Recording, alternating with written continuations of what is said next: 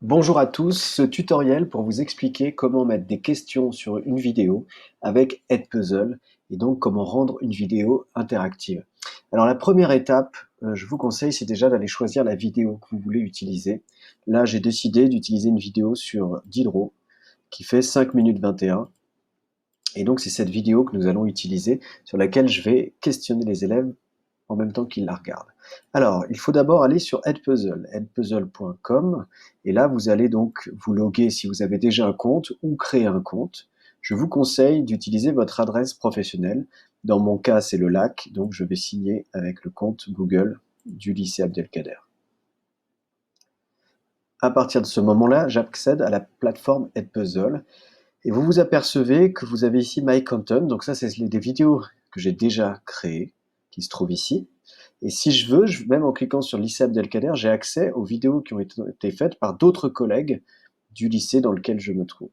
Alors, pour travailler à partir d'un contenu qu'on a déjà, donc je vous ai dit là, c'est YouTube. Je vais sélectionner l'adresse en haut, je vais la copier, et je vais aller ici, regardez, il vous propose plusieurs chaînes à partir desquelles vous pouvez travailler. Donc moi, je vais chercher sur YouTube, je vais cliquer mon lien ici, et naturellement, il me propose la vidéo suivante. Vous voyez, elle apparaît là, la figure des lumières. Donc, à partir de ce moment-là, vous avez plusieurs possibilités. Vous pouvez la couper, c'est-à-dire que vous pouvez, là, en vous mettant ici, sélectionner uniquement les parties qui vous intéressent.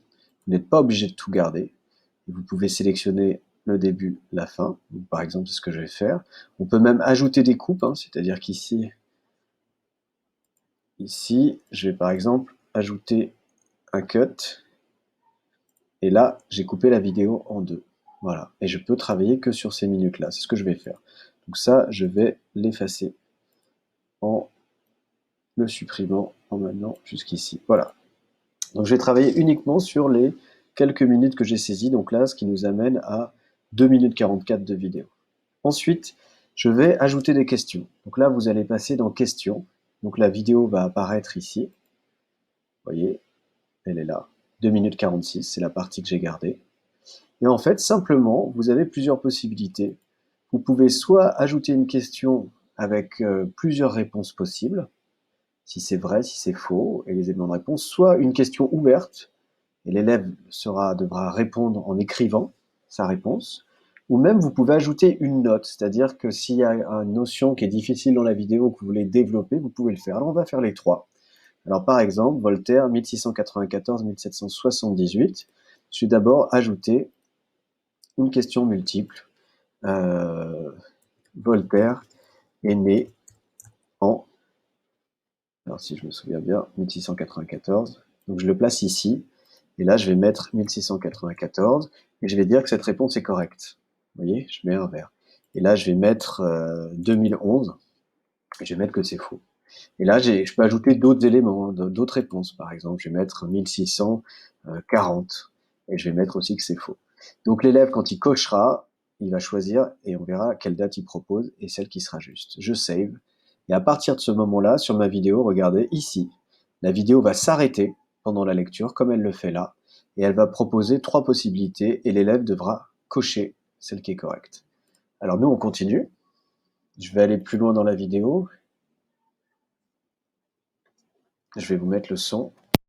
Réprime brutateur, parmi lesquels se trouve Voltaire, le penseur et écrivain le plus audacieux et le plus prolifique de France, un pays qui, à l'époque, réprime brutalement toute liberté d'opinion et d'expression. Alors et là, je vais rajouter une question ouverte. Pourquoi pensez-vous que Voltaire est-il audacieux? Voilà. Point d'interrogation. Et là, les élèves vont devoir écrire la réponse. Vous voyez, ils auront à écrire la réponse pour pouvoir avancer dans la vidéo. Je continue. Et je vais vous montrer la dernière possibilité, celle d'ajouter une note et une précision. Victime intolérante. Il était horrifié par le fanatisme qui sévissait à son époque, et ce qu'il a trouvé en Angleterre, c'est un climat de tolérance religieuse où les différentes chapelles, les différentes confessions pouvaient coexister sans conflit. Alors là, je pourrais rajouter une note, si vous voulez, sur les différentes religions qui existent en France. religions qui existent en France à cette époque-là. Et je pourrais ajouter un lien vers un autre document, voilà, qui existe en France. Et je pourrais ajouter, vous voyez, on peut ajouter un autre lien, donc vers un autre site, vers un autre document. Et par exemple, je vais ajouter, voilà, en tout cas, on peut le faire, on peut ajouter d'autres éléments. Donc ça, c'est plus si jamais il y a des éléments de la vidéo qui vous semblent compliqués et vous donnez des explications à vos élèves, vous pouvez ajouter aussi ici une vidéo, un commentaire audio. Donc je save. À partir de ce moment-là, j'ai donc, si vous voulez, ma vidéo ici et je l'ai créée et j'ai fait les questions. Ça, c'est toute la première étape. On vient de la terminer. Et donc, elle est sauvée automatiquement. Maintenant, ce que je vais faire, c'est que je vais aller la partager. Donc, comment la partager? Alors, regardez, dans mon contenu, elle apparaît automatiquement ici.